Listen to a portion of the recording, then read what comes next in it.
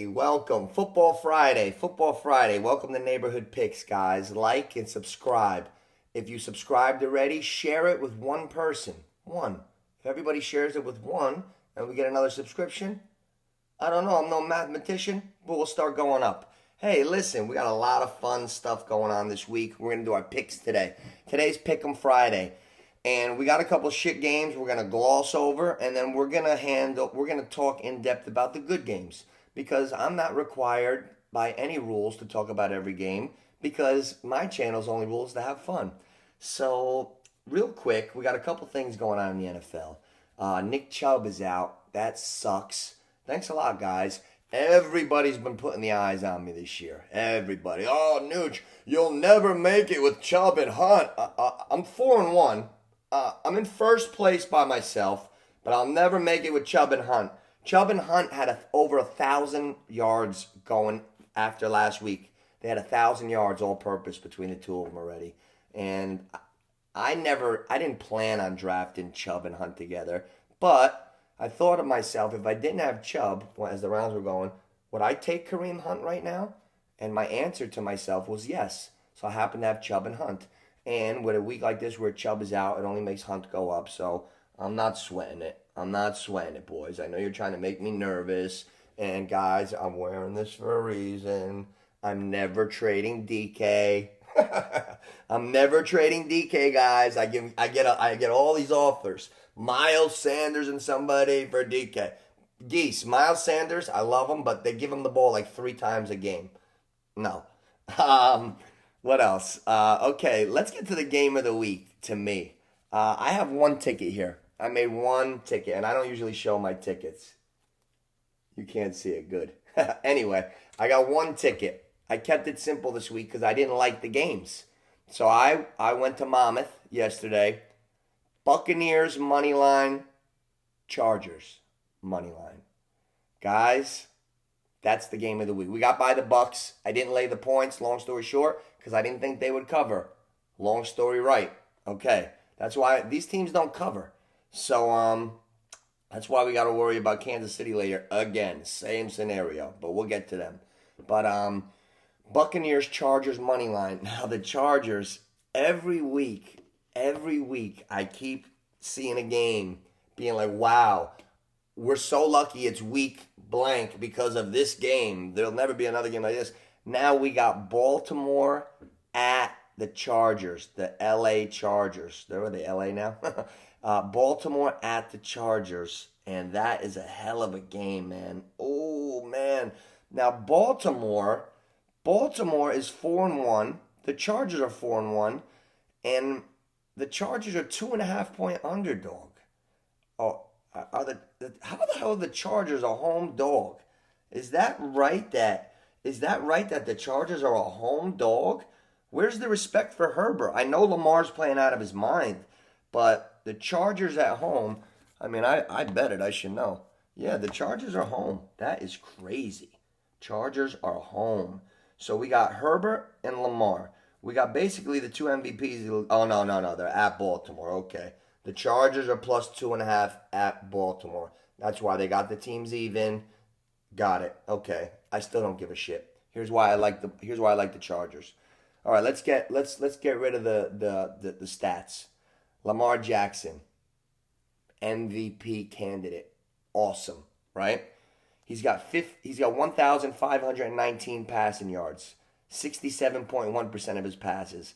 Herbert's got 1,576 passing yards, 67.2.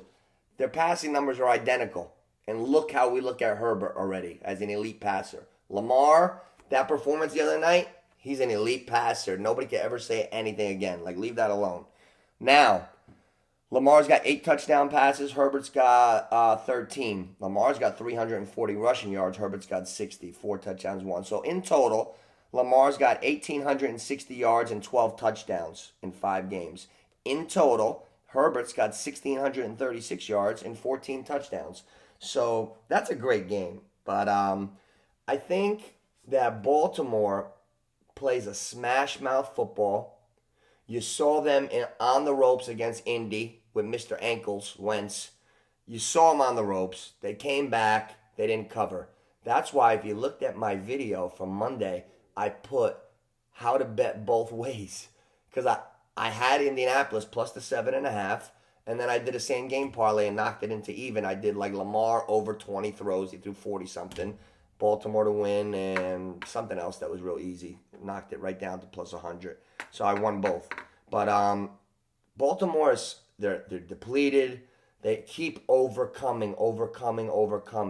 I feel like Baltimore is they're really expending everything they got to get to this 4-1, and I feel like the Chargers are just like grooving.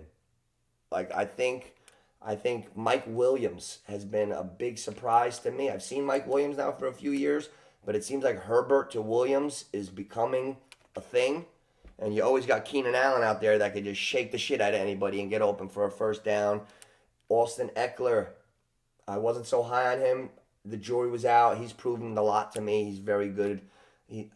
I'm leaning towards the Chargers, so that's my pick of the week. I like the Chargers. They're getting 2.5. You could take the 2.5, or you could take them plus 120 on the money line. I like the Chargers this week over Baltimore. That's my pick. Now, here we go again.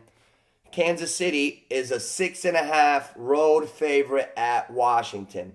Now, the only thing that makes me doubt it is Buffalo was also 6.5 favorite over Washington. I kind of like Washington. It was about 3 weeks ago. Buffalo beat them by like 40. But KC is not Buffalo right now. This is the weakest. This is the first time in 3 years that the jury is out on KC.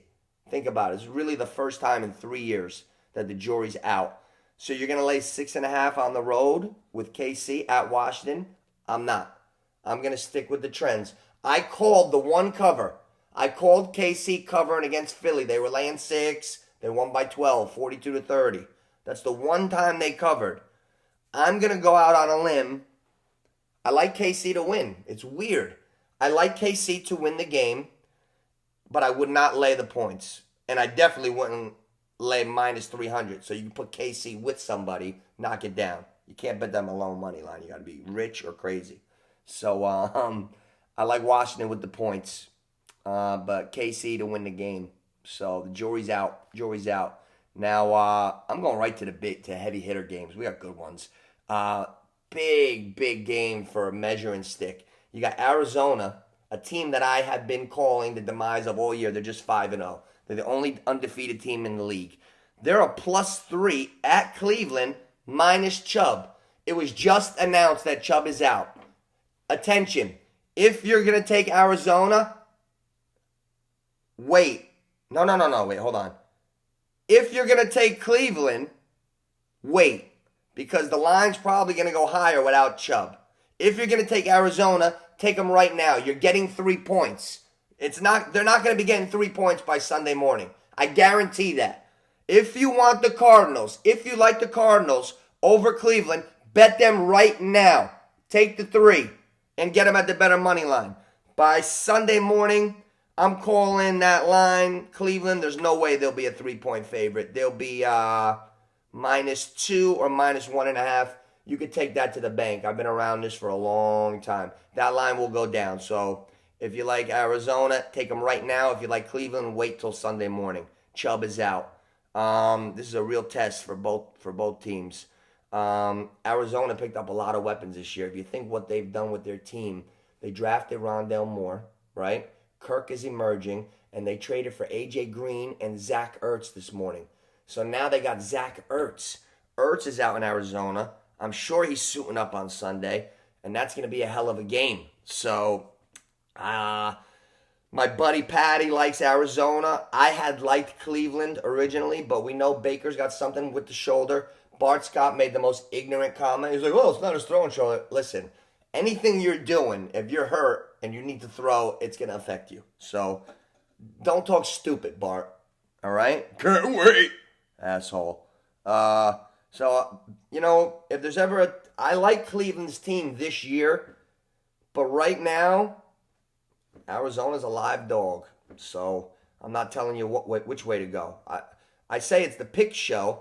I might pick no pick. Sometimes the best bet is no bet. If you want your pockets in your account to go up, You can't be a degenerate and bet every game. Sometimes you got to sit back and say, I'm just going to take these two, like I did. I did the Bucks and the Chargers halfway home. I put up 100 because I'm not betting $110 ones this week, and the total payout's 300. I'm halfway home. So if the Chargers win and beat Baltimore, I go grab the 300 over at the track, and that's that. Dallas and New England. Dallas Cowboys look like world beaters. This is a trap game. Dallas is -3.5 on the road at New England. Everybody knows how explosive Dallas is. They're the only other team that you can maybe get away with a 2-back on the same fantasy football team, like I did with Chubb and Hunt. They got Pollard and Zeke. They're the only other team you could maybe do that with. There's 2 teams, if you're in fantasy this year, that if you go with the same backfield with the big cojones, because it's not supposed to work, you could probably get it off with Pollard and Zeke, and then Chubb and Hunt. After that, I can't see it with any 2. But Dallas is -3.5. However, here's what keeps sticking in my head. The Bill and Tom Bowl. Remember how Bill slowed down Brady? Well, Bill's a genius, and Dallas has a high-flying attack. Something is going to be in that defense to to screw up Dallas a little bit. I'm not saying I like New England, but I wouldn't put Dallas in all my tickets to win. After that Tampa Bay game, don't underestimate the Patriots so easily. They're not shit. With Belichick, that quarterback is doing just enough. He's going to get better. There's a learning curve for rookie quarterbacks. One day, you might have Mac Jones come out there and outplay a Dak Prescott. Stay away from that game. Let's go. Gloss over game. Cincinnati, -3.5 at Detroit. I'll flush that down the toilet. Don't care. Miami at the Jags. Don't give a shit. I'm serious. I'm not even talking about it. Minnesota -2.5 versus Carolina. McCaffrey's out again. Weird game. Minnesota plays weird games. They play a great team, they play great. They play a shit team, they play shitty. Minnesota's my rat team. So I'm just hoping Justin Jefferson does his thing because I got him in fantasy in Tony C's league. But I'm not touching that. The Miami game, Minnesota, Cincy, not touching it. Houston, Indy, flushed that one down the toilet, not touching Wentz's ankles. Houston's shit, 10-point spread, not touching it. Don't like it at all. Rams, Giants, another can't touch this. It's like the MC Hammer week. Can't touch this. Half the bets. Rams -10 over the Giants. I'm a Giants fan. I got Cooper Kupp and Stafford in one league, the double binger. And in another league where I'm playing Cody in Carmelo's league, I got Stafford and Woods. So I'm not touching that game. I'm a Giant fan, and I hope Stafford throws for 5 touchdowns and 700 yards and the Giants win. All right? Shout out to Carmelo for making a cool league. Carmelo's league name, guys, everybody plays fantasy and everybody's got a league name. My childhood friends, Carmelo, he's out in Florida now. He set up the league. The league is named Let Me See Your TDs. Let me see your TDs. I like that. That's good, Mel. That's good shit. Cody, we're going through a battle, but Antonio Brown seems to be doing his thing, and I got a nice early lead on you. That's the bet of the year. I got really lucky with Antonio. In my one league, I got Antonio Brown, Kupp, and Metcalf. I drafted Kupp and Metcalf, and I got Antonio later. But Antonio is showing that he is one of still the best receivers in the NFL. We didn't know for a minute. He sat out, but he still got it. He's got that God-given, like, I am in rarefied air, even compared to everyone else in the pros. He's above them. So it's what a pleasant surprise it's been to see Antonio Brown back on the same page with the team. Happens to be with the greatest quarterback ever. So now I'm like, holy shit. We were watching Big Fat Ben throwing to him, declining. Now Brady's hitting him with rockets. 9 catches, 100-something yards last week, touchdowns. Beware. If you got Antonio Brown in your fantasy football team, you probably have a winning record because he's a guy you didn't expect to do this. Be careful with that Dallas-New England game. The Raiders, John Gruden, idiot of the world. I'm not even going to waste my breath on him. This is a positive, fun show. The Raiders are +4 at Denver. that's a telling game because Denver's supposed to be good because they got all these wins against these Fugazi teams. They beat the Giants, they beat Jacksonville, they beat the Jets. They got a good record. They're giving 4 to the Raiders. That's a divisional matchup. That could go either way too. You see what I'm saying? So, stay clear of this shit. And remember, we always do updates, so be ready for Sunday morning. The 8 o'clock game, another weird one. You gotta stay away. That's why I got this shirt on. Seattle is plus 5.5 at Pitt. Now, there's two sides to this coin. Seattle's plus 5.5 because Russell Wilson's out. Geno Smith showed that he was playing pretty good the other night. And if you're Geno Smith, here's why I'm not trading DK. Okay, you're the backup quarterback for Seattle. Russell went down. You're in the huddle. You got this play coming out. You're not sure about which way you want to go. You're not totally comfortable. You see Lockett. You see DK. You're looking. You're thinking, who are you going to lean on? Who are you going to lean on if you're the backup quarterback for Seattle? The 6'4", 260-pounder that runs a 4.3 maybe? So if one Seahawk is not going to suffer, I'm going to have to say it would be DK. I think they're going to use the hell out of DK because why wouldn't you to help Geno out? He could box out and just get his body, run an actual in, and as long as his body's in front of the D-back, come back and get it. There's a lot you could do with a guy that's 6'4.5", 260 that runs a 4.3. So Seattle is plus 5.5. Now, did Big Fat Ben just go on a super training mode and get back in shape and get his body right and get 5 years younger at the same time? No. Juju's out for the year. So did Pittsburgh become an explosive team? If anything, they're going south. So you're going to lay 5.5 with Pitt or minus 240? No. So you got to stay away from that. And then we got the Monday Night Football, Buffalo, Tennessee. That's a tricky one. I'm going to talk about that later. Emmanuel Sanders has made a resurgence and has morphed into the number 2 receiver over at Buffalo. Cole Beasley, I saw him hobbling a lot off the field last year. Make a great catch hobbling. That guy's at the end of his rope with his health, I think. That's why Cole Beasley, you're not hearing from. The guy was dinged up last year, and I saw it. So, Emmanuel Sanders, 34 years old, looks like he's holding up well. And they're playing Tennessee. I got to see what's up with Tennessee's receivers and what's going on because I've been calling them as my surprise team all year, and I got a little something on them to win the Super Bowl even. So, and Pittsburgh beat Buffalo this year. That's the only team that beat Buffalo. If Tennessee is completely healthy, I might go that way with that game, but don't hold me to it yet. So what I like the Chargers to prove once again that they are the truth. They're going to beat Baltimore this week.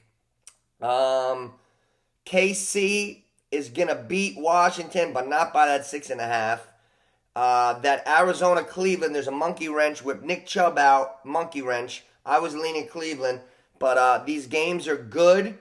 I gave you the meat and potatoes of what I see inside of those games as far as which way I would go and the logic behind it. So we're going to have to do an update because there's guys that are on the fringe of playing and not playing. So we're going to come back in Sunday morning with some player props and in real time how things are developing, weather, shit like that. Sometimes I'll catch a guy that caught a video on a Wednesday or Thursday. I do a Sunday, a quick one to make everything clear. And they're like, no, blah, blah. I'm like, yo, you didn't watch Sunday morning? Sunday morning is the most important. That's when everything is updated to the max. So check in Sunday morning, like and subscribe. But this is my NFL take on the teams for this week.